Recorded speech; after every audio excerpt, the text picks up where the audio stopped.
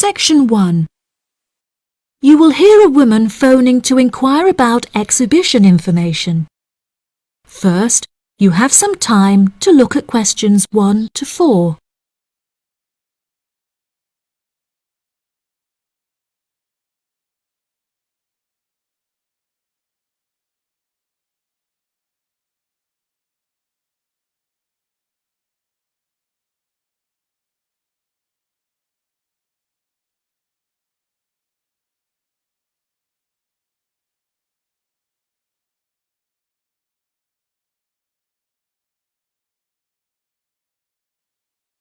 You will see that there is an example that has been done for you.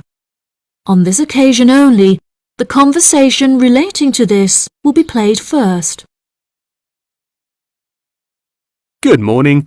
You're through to the events coordinator at the Birmingham City Council. How may I help you? Hello there.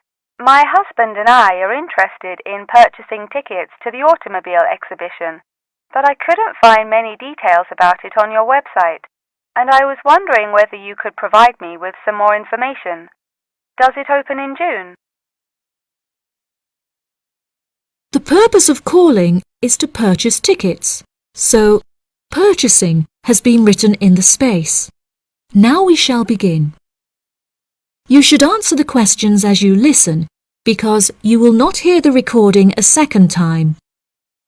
Listen carefully and answer questions 1 to 4. Good morning. You're through to the events coordinator at the Birmingham City Council. How may I help you? Hello there. My husband and I are interested in purchasing tickets to the automobile exhibition, but I couldn't find many details about it on your website, and I was wondering whether you could provide me with some more information. Does it open in June? Yes, of course, madam. The exhibition will take place during July and will showcase the history of automobiles from the very first commercial car in the late 1800s all the way through to the present day. Is the exhibition open for the duration of July? No, madam. The exhibition will last 3 days, from the 1st of July to the 3rd of July, and then the cars will be taken to another exhibition. Okay. Does the exhibition focus on a certain manufacturer? No. It will showcase a wide range of manufacturers. Wonderful. I'm ever so fed up of going to these shows and only seeing one manufacturer. Are there any opportunities to sit in or even drive the cars? There will be many opportunities for you to sit in the cars. However, some of the cars will only be available to observe. We are yet to be told whether any of the antique cars will be available to drive. However, there will certainly be an opportunity to test driving some of the more modern cars on a purpose-built track. That sounds like great fun. I mustn't forget to bring my camera, or my husband will never forgive me.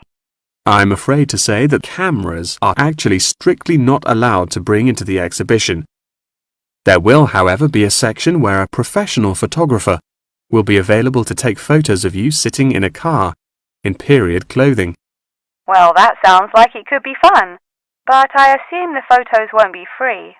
On the contrary, one free photograph is included within every ticket, but each photo after this will cost £5. Before you hear the rest of the conversation, you have some time to look at questions 5 to 10.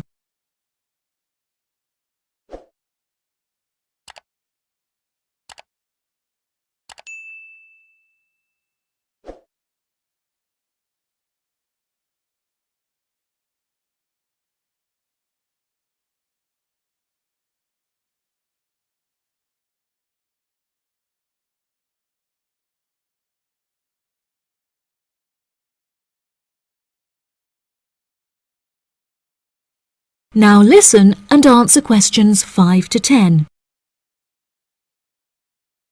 That's a nice surprise. Not many things are free anymore. I've been asking around about the ticket prices, but I haven't yet had a definite answer. Is it correct that the tickets are £100, whether you buy them now or on arrival? I'm afraid not. If you buy the ticket in advance, the price is £110, but it's £165 on the door. goodness. I suppose I'd best pay for them now then. Is it possible to buy tickets from you now over the phone? Yes, of course, madam. I'll transfer you to the box office manager, Mark Edgeworth. That's EDGEWORTH.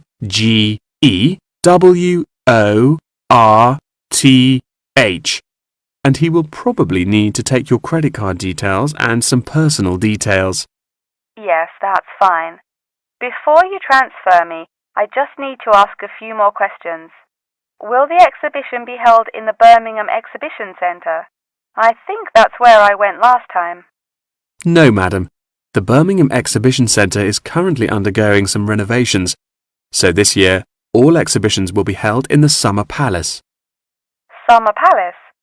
I'm not entirely sure where that is. Well, it's not too far from City Centre. Once you're in the centre, you should be able to find signs for the palace. If not, most people in Birmingham will be able to direct you. Neither my husband nor I am particularly good with directions. Is there anywhere I can find this information on the internet? Our website will give you an address. Perhaps you could visit www.directions.com for more detailed information, and they should be able to provide you with step-by-step instructions. Okay. And is this the best way to contact you, by phone? I think the most convenient way to contact us is inquiring online, which is much simpler than having to dial various different numbers to reach the right person. Unless you have any more questions, I'll transfer you now. No, that's great. Thank you for your help. That is the end of section 1. You now have half a minute to check your answers.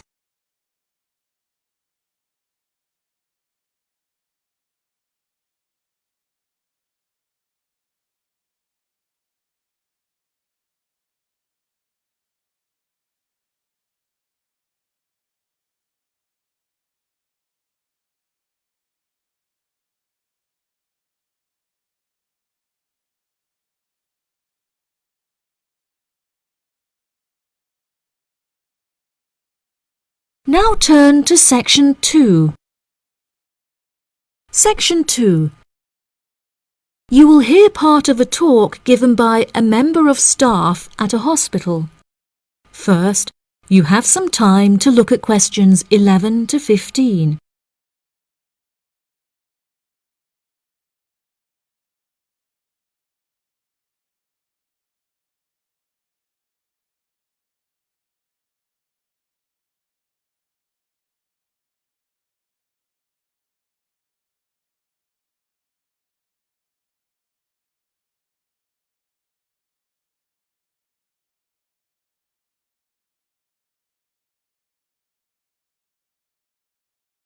Now listen carefully and answer questions 11 to 15. Hello, and welcome to the homepage for the Healthy Hearing Medical Clinic and Surgery, where we'd like to share a little more information about the services we provide and more.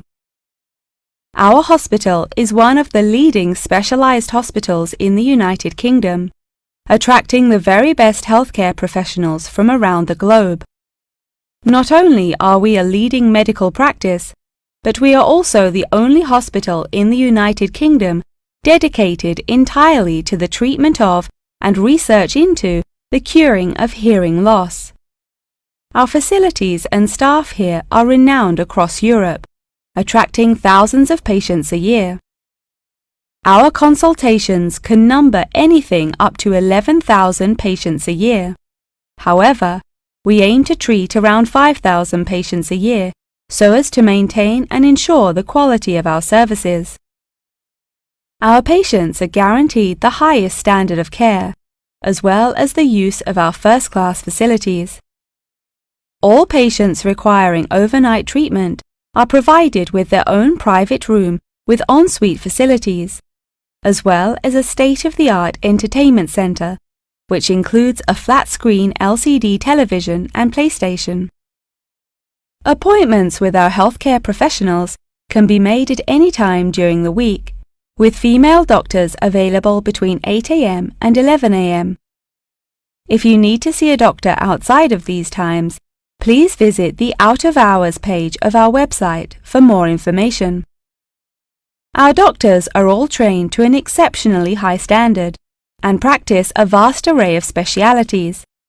Mr. Roberts is a fully qualified ear and throat specialist. Mr. Edwards is a pediatric hearing specialist, while Mr. Green specializes in reversing hearing loss. For more details about our people, please visit the staff members page on our website. During a consultation, doctors will sometimes decide medication is required, for which patients should receive a prescription. There are several pharmacies within the city. However, we recommend that patients use the pharmacy housed within our healthcare facility. Our in-house pharmacy is well stocked at all times. Our products are competitively priced, and our pharmacists are on hand to help and advise from 8 a.m. until 10 p.m. from Monday to Saturday, and from 9 a.m. until 12 p.m. on Sundays. If you require any help outside of these hours, please see our Out of Hours page on the website. Since the Healthy Hearing Medical Clinic and Surgery also functions as a teaching hospital, we aim to provide our students with every opportunity to expose themselves to medicine in practice. Therefore, we would like to encourage our patients to give their consent for a medical student to attend their consultations. If our patients are not comfortable with this, there will be a form at reception where patients will be able to opt out. Before you hear the rest of the talk, you have some time to look at questions 16 to 20.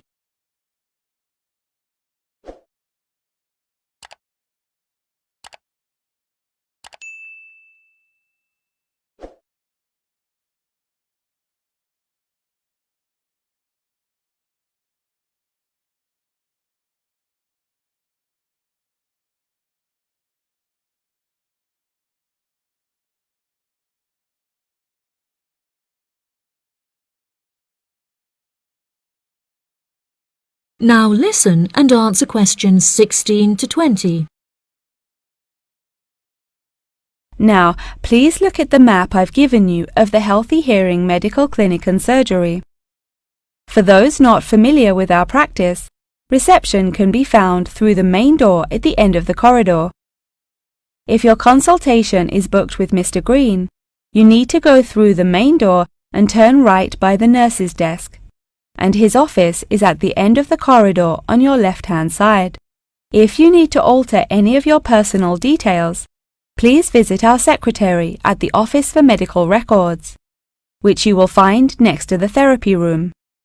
If you're awaiting surgery, please first check in with reception before taking the first door on the right after you enter the clinic.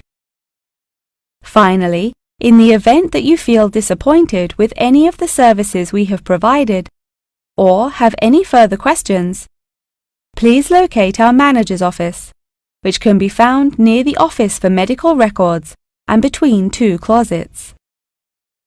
If you have any more questions about the Healthy Hearing Medical Clinic and Surgery, please do not hesitate to contact us on 01 256 111 111. That is the end of section 2. You now have half a minute to check your answers.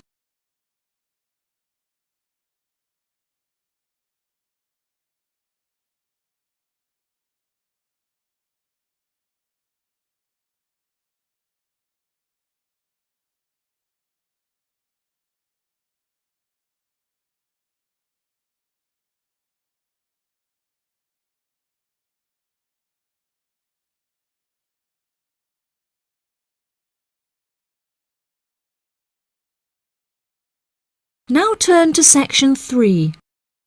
Section 3. You will hear Jim and Jane, two students, talking about their professor's lecture. First, you have some time to look at questions 21 to 25.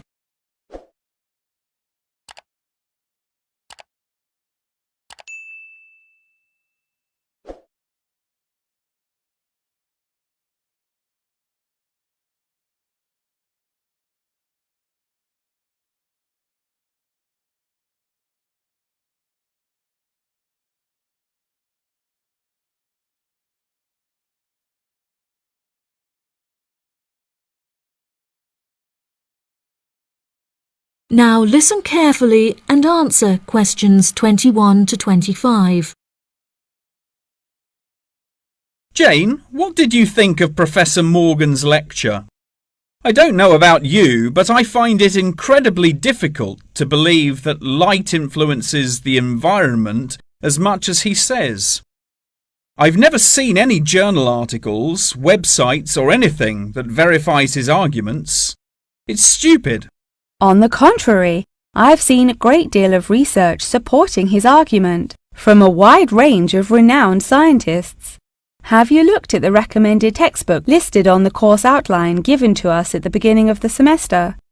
All the information is in there. Perhaps you've just been looking in the wrong places. I never look at the course outlines.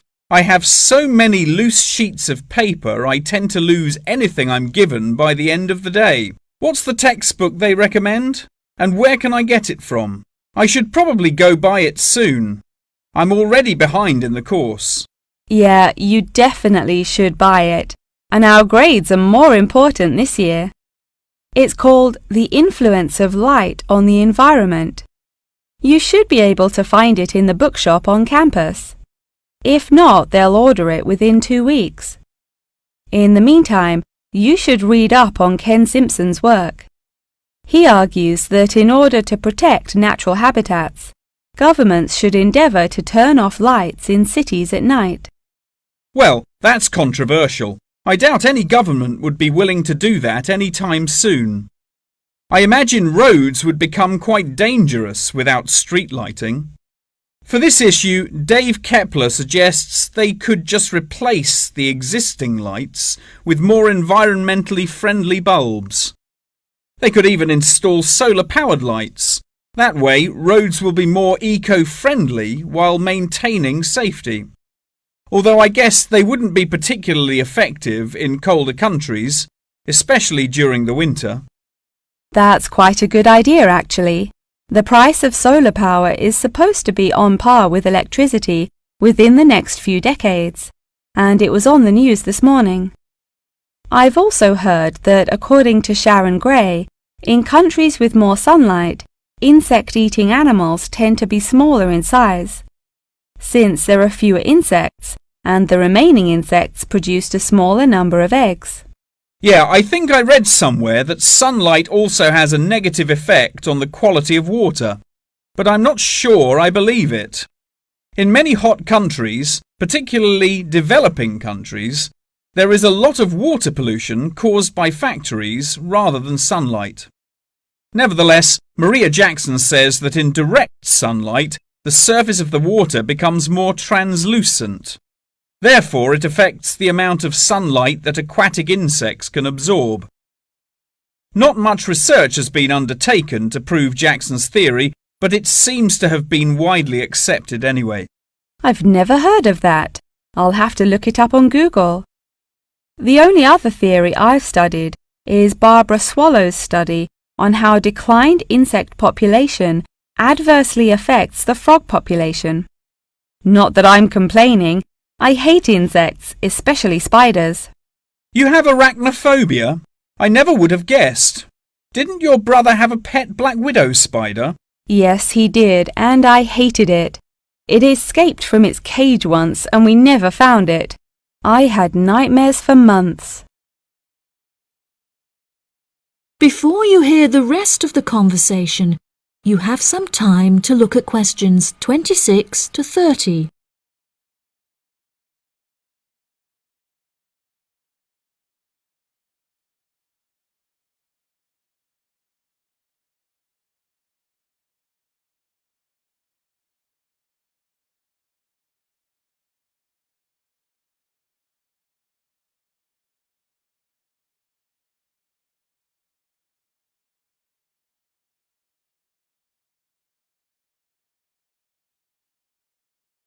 Now listen and answer questions 26 to 30.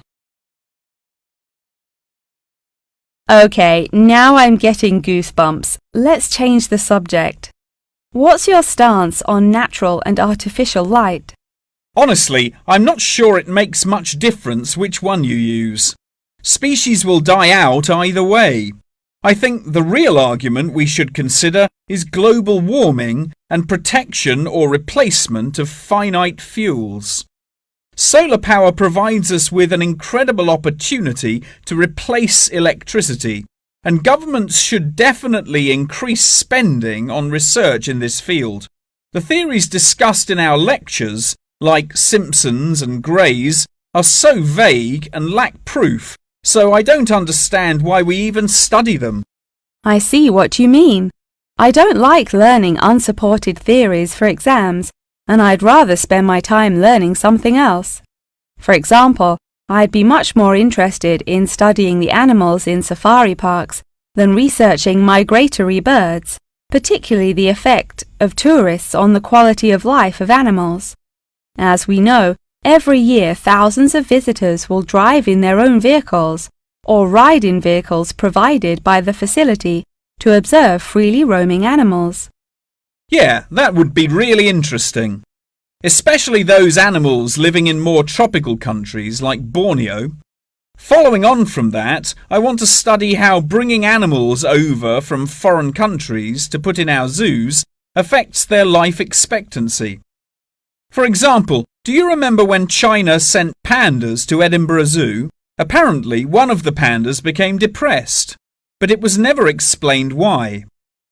To me, obviously, you can't take an animal out of its natural habitat and put it in a cage on the other side of the world. It just doesn't work. That is the end of section 3. You now have half a minute to check your answers.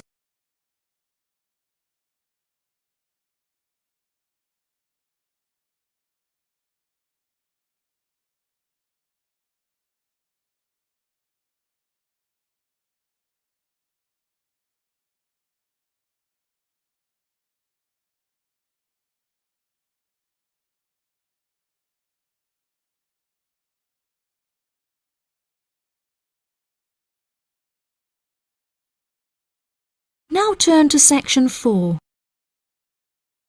Section 4.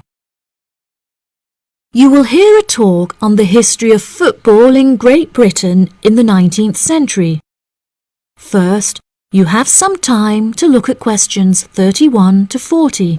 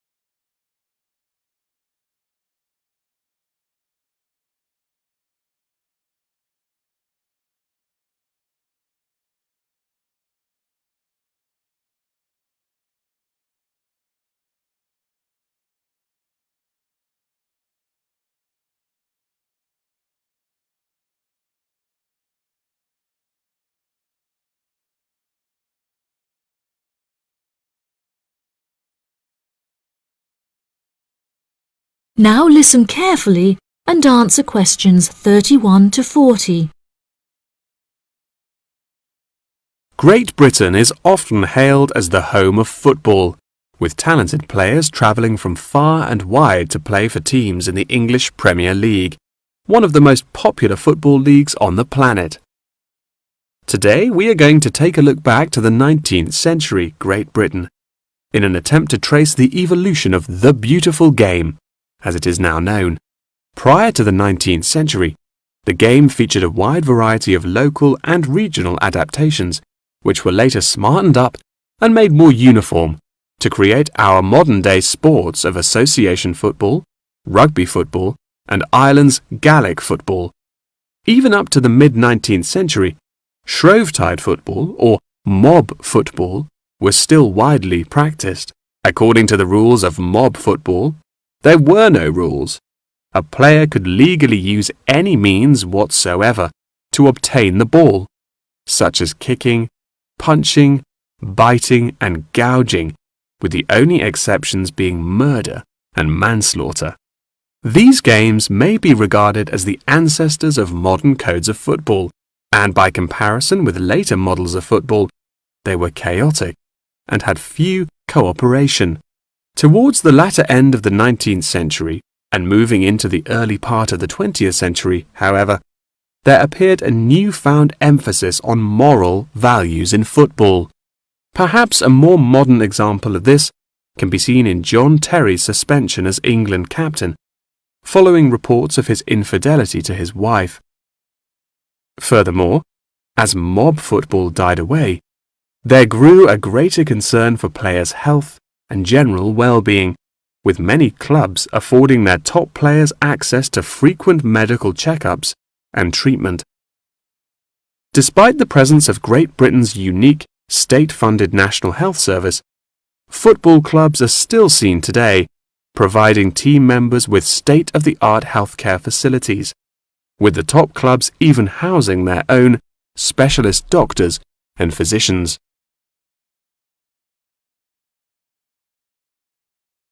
Today, football is a key feature of school children's day-to-day education, particularly for boys.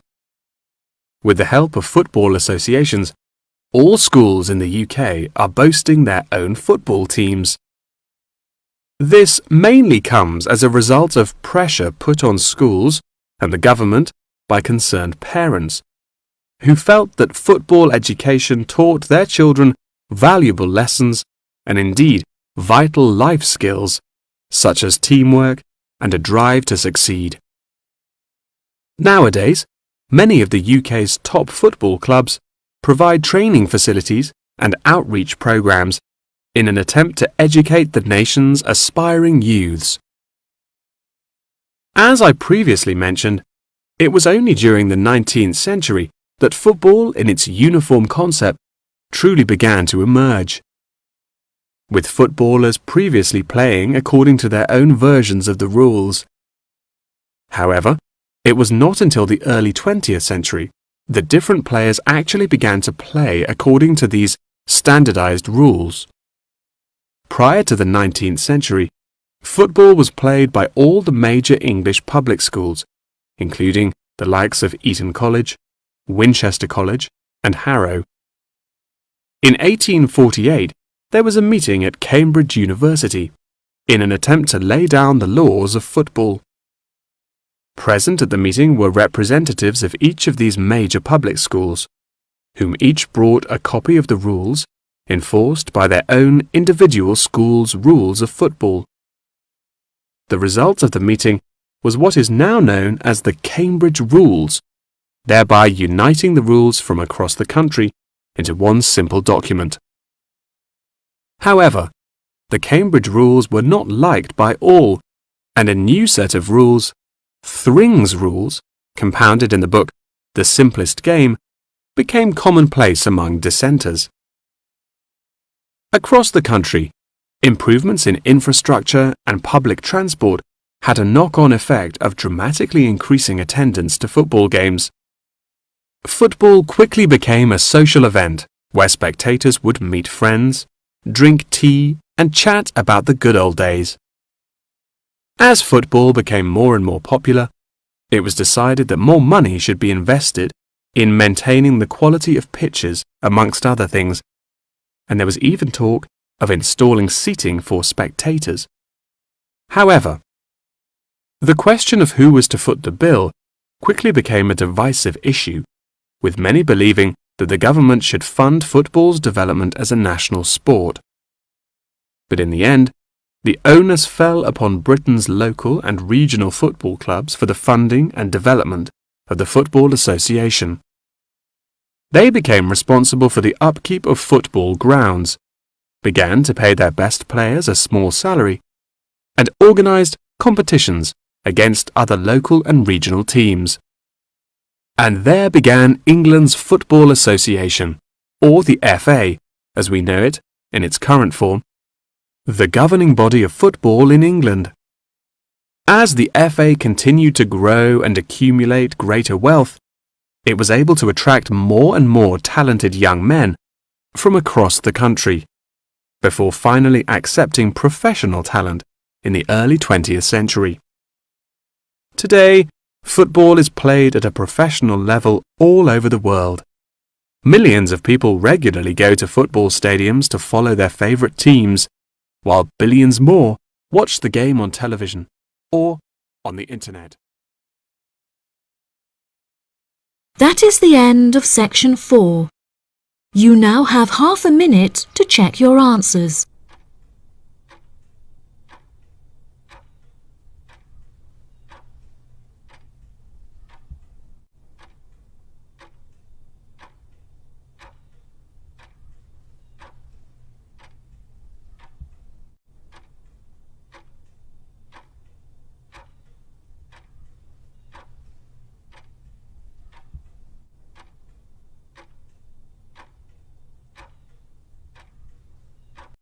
That is the end of the listening test.